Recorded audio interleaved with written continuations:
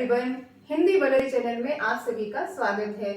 आज के वीडियो में हम आरंभ और प्रारंभ इन दो शब्दों के बारे में चर्चा करेंगे और जानेंगे कि क्या ये दोनों शब्द समान है या वास्तव में इनमें कोई अंतर है। क्योंकि लोगों को लगता है, अधिकांश लोगों को लगता है कि ये दोनों शब्दों के अर्थ में कोई अंतर नहीं है और दोनों को समान अर्थ की दृष्टि से अपनी डेली की बोलचाल की भाषा में यूज करते रहते हैं। तो मैं आपको बता दूं, वैसे तो ये दोनों ही शब्द आरंभ और प्रारंभ, ये दोनों शब्द एक दूसरे के पर्यायवाची हैं, लेकिन इन दोनों शब्दों में एक सूक्ष्म अंतर है, एक छोटा सा अंतर है। और वो अंतर क्या है, आइए समझते हैं। तो आइए सबसे पहले आरंभ को समझते हैं। आरंभ का अर्थ होता है किसी काम को शुरू से करना, शुरू, और इसे इंग्लिश में हम बिगनिंग या फिर स्टार्ट बोल सकते हैं। तो जब हम किसी काम को एकदम स्टार्टिंग से करते हैं तब उसका वहां पर हम आरंभ शब्द का प्रयोग करते हैं। और प्रारंभ, जब हम आरंभ शब्द में प्र उपसर्ग लगा देते हैं तो बन जाता है प्रारंभ। और प्र उपसर्ग का अर्थ होता है पूर्णता। यानी उपसर्ग के बारे में बच्चों मैं अलग से एक वीडियो बनाऊंगी, उपसर्ग क्या होते हैं इसको मैं डिटेल में एक अलग से वीडियो बनाकर समझाऊंगी। आज हम बात करते हैं प्रारंभ की।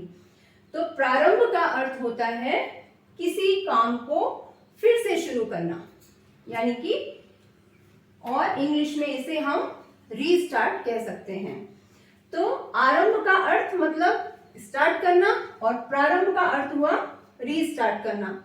तो जब हम किसी काम को एकदम शुरू से स्टार्ट करते हैं तब हम आरंभ शब्द का प्रयोग करते हैं, और जब हम किसी रुके हुए काम को फिर से शुरू करते हैं तब हम वहां पर प्रारंभ शब्द का प्रयोग करते हैं। अगर मैं इसको और अच्छे से समझाऊं तो मान लीजिए आपने एक घर बनाना शुरू किया। मान लीजिए आपने अपना एक नया घर बनाना शुरू किया और आपने बेस बना लिया। तब जब आपने बेस बनाना शुरू किया, एकदम स्टार्टिंग से शुरू किया, तब वहां पर हम कह सकते हैं कि आपने अपना घर बनाना आरंभ किया। लेकिन किसी कारणवश, किसी रीजन से आपको वो काम, अपने घर बनाने का काम वहीं पर स्टॉप करना पड़ा और कुछ समय के बाद आपने फिर से उस पे घर बनाना शुरू किया। तब हम कह सकते हैं कि ये आपने अपने घर के निर्माण का कार्य प्रारंभ किया। तो जब आपने घर बनाना शुरू किया था एकदम स्टार्टिंग से, तब हम कह सकते हैं कि आपने घर बनाने का काम आरंभ किया, और जब कुछ समय के बाद आपने फिर से अपने घर को बनाना शुरू किया तब वहां पर प्रारंभ शब्द का प्रयोग करते हैं। तो देखा आपने कि जब हम किसी काम को एकदम स्टार्टिंग से शुरू करते हैं तो वहां पर आरंभ शब्द का प्रयोग करेंगे, और जब किसी काम को रुकने के बाद कुछ समय बाद हम फिर से शुरू करते हैं तो वहां पर हम प्रारंभ शब्द का प्रयोग करेंगे। अगर एग्जाम के दृष्टि से मैं आपको बताऊं तो वैसे तो दोनों शब्द एक ही हैं, लेकिन आरंभ शब्द के साथ हम विलोम शब्द लिखें। अगर हम आरंभ का विलोम शब्द लिखें तो अंत होगा, और अगर हम प्रारंभ शब्द के साथ विलोम शब्द यूज करेंगे तो उसका विलोम शब्द हम लिखेंगे समाप्ति। तो परीक्षा की दृष्टि से ये बात याद रखना कि आरंभ के साथ में विलोम शब्द अगर लिखेंगे तो अंत लिखेंगे, और प्रारंभ के साथ में जब हम विलोम शब्द लिखेंगे तो समाप्ति का प्रयोग करेंगे। तो आइए अब आरंभ और प्रारंभ इन दोनों शब्दों के अर्थ के अंतर को हम उदाहरण द्वारा और अच्छे से समझते हैं। तो सबसे पहले आरंभ के उदाहरण, जैसे अब हम पूजा आरंभ करेंगे, तो यहाँ पर हमने आरंभ का शब्द का प्रयोग किया क्योंकि हमने पूजा अब तक शुरू नहीं की है, अब हम शुरू करेंगे, तो तब हम आरंभ शब्द का प्रयोग करेंगे।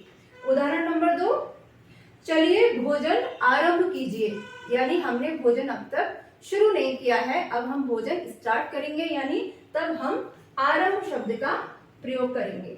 तो जब हम कोई काम शुरू से एकदम स्टार्टिंग से शुरू करते हैं तब हम आरंभ शब्द का प्रयोग करते हैं। आइए अब समझते हैं प्रारंभ के उदाहरण। सबसे पहले, राम मंदिर का कार्य प्रारंभ होने वाला है, यानी इसका मतलब है कि राम मंदिर पहले से भी बना हुआ है और उसमें और काम शुरू होने वाला है। तो पहले से हुए काम में और जब हम दोबारा शुरुआत करते हैं तब हम प्रारंभ शब्द का प्रयोग करते हैं, यानी रीस्टार्ट जब किसी काम को करते हैं तब प्रारंभ शब्द का प्रयोग करते हैं। दूसरा है कोरोना के बाद लोगों के सामने अपना जीवन प्रारंभ करने की चुनौती थी। यानी ऐसा नहीं था कि लोगों के पास जीवन तो पहले से ही है, लेकिन कोरोना के समय जो उनके जीवन में एक रुकावट आ गई थी उसको फिर से शुरू करने की उनके सामने चुनौती थी। तो तब हम जीवन प्रारंभ शब्द का प्रयोग करेंगे।